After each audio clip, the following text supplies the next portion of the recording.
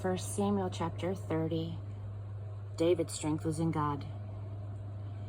3 days later, David and his men arrived back in Ziklag. Amalekites had raided the Negev and the Ziklag. They tore the Ziklag to pieces and then burned it down. They captured all of the women, young and old. They didn't kill anyone, but they drove them like a herd of cattle. By the time David and his men entered the village, it had been burned to the ground, and their wives, sons, and daughters all taken prisoner. David and his men burst out in loud wails. They wept and they wept until they were exhausted with weeping. David's 2 wives, Ahinoam of Jezreel and Abigail, widow of Nabal of Carmel, they had been taken prisoner along with the rest. And suddenly David was in even worse trouble. There was talk among the men, bitter over the loss of their families, of stoning him. David strengthened himself with trust in his God. He ordered Abiathar the priest, son of Ahimelech, "Bring me the ephod so that I can consult God." Abiathar brought it to David, and then David prayed to God. "Shall I go after these raiders? Can I catch them?" The answer came, "Go after them. Yes, you will catch them. Yes, you will make the rescue." David went, he and the 600 men with him. They arrived at the brook Besor, where some of them dropped out. David and 400 men kept up the pursuit, but 200 of them were too fatigued to cross the brook Besor and stayed there. Some who went on came across an Egyptian in a field and took him to David. They gave him bread and he ate, and he drank some water. They gave him a piece of a fig cake and a couple of raisin muffins. Life began to revive in him. He hadn't eaten or drunk a thing for 3 days and nights. David said to him, "Who do you belong to? Where are you from?" "I'm an Egyptian slave of an Amalekite," he said.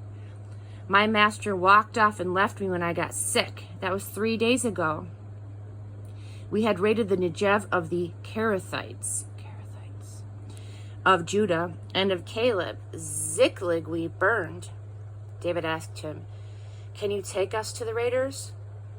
"Promise me by God," he said, "that you won't kill me or turn me over to my old master, and I'll take you straight to the raiders." He led David to them. They were scattered all over the place, eating and drinking, gorging themselves on all of the loot that they had plundered from Philistia and Judah. David pounced. He fought them from before sunrise until evening of the next day. None got away except for 400 of the younger men who escaped by riding off on camels. David rescued everything that the Amalekites had taken, and he rescued his 2 wives. Nothing and no one was missing, young or old, son or daughters, plunder or whatever. David recovered the whole lot. He herded the sheep and the cattle before them, and they all shouted, "David's plunder!" And then David came to the 200 who had been too tired to continue with him and had dropped out at Brook Besor. They came out to welcome David and his band. As he came near, he called out, "Success!"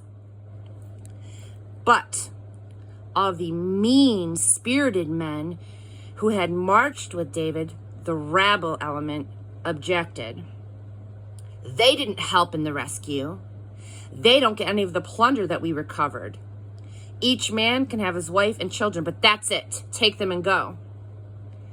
"Families don't do this sort of thing." "Oh, no, my brothers," said David as he broke up the argument. You cannot act this way with what God gave us. God kept us safe. He handed over the raiders who attacked us. Who would ever listen to this kind of talk? The share of the one who stays with the gear is the share of the one who fights. Equal shares, share and share alike. From that day on, David made that rule in Israel, and it still is.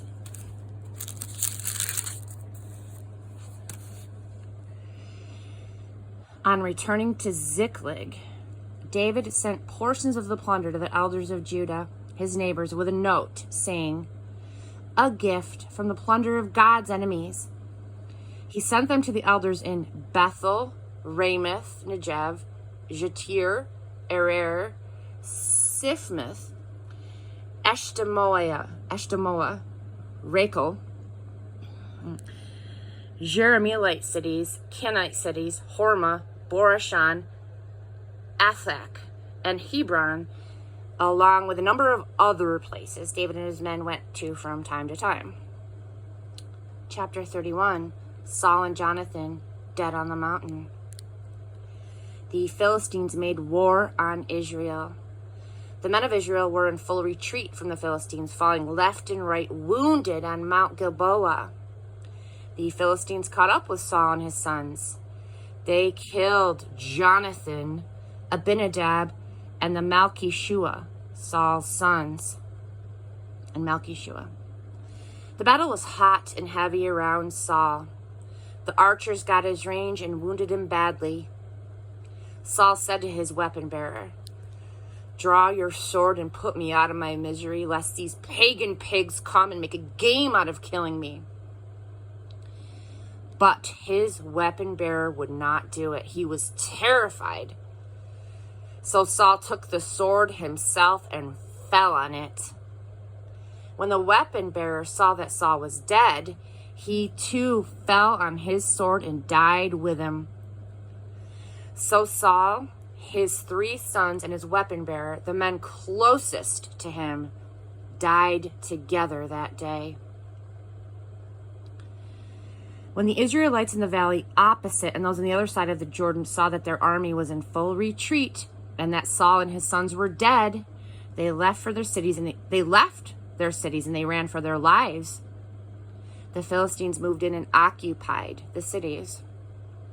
The next day, when the Philistines came to rob the dead, they found Saul and his 3 sons dead on Mount Gilboa. They cut off Saul's head and stripped off his armor. And then they spread the good news all through Philistine country of the shrines of their idols and among the people. They displayed his armor in the shrine of Ashtoreth. They nailed his corpse to the wall at Beth Shan. The people of Jabesh Gilead heard what the Philistines had done to Saul. Their valiant men sprang into action. They traveled all night. They took the corpses of Saul and of his 3 sons from the wall at Beth Shan, and they carried them back to Jabesh, and they burned off the flesh. And then they burned the bones under the tamarisk tree of Jabesh and fasted in mourning for 7 days.